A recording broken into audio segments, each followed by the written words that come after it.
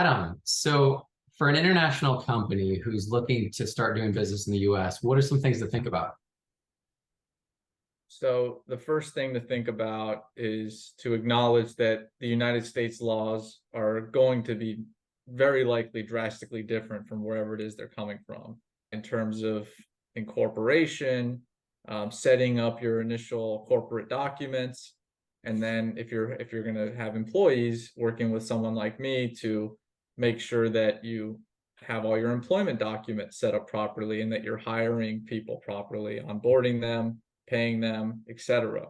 Because from my experience in working with people who have come to the U.S. to set up shop here, um, it feels very regulated and it feels very litigious based on what they're not used to essentially.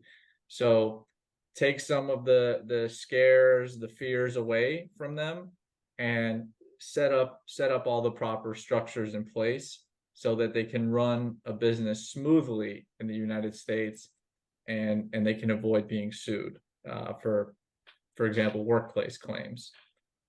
Justin, anything you can add to that from your perspective and what you've seen?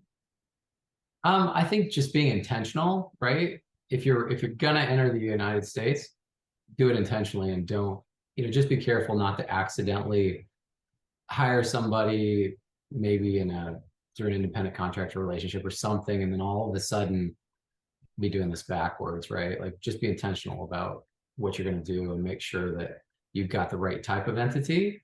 Because, if you're not intending to do business there, you might do it one way. And if you are intending to do business here, then, you need to set things up properly.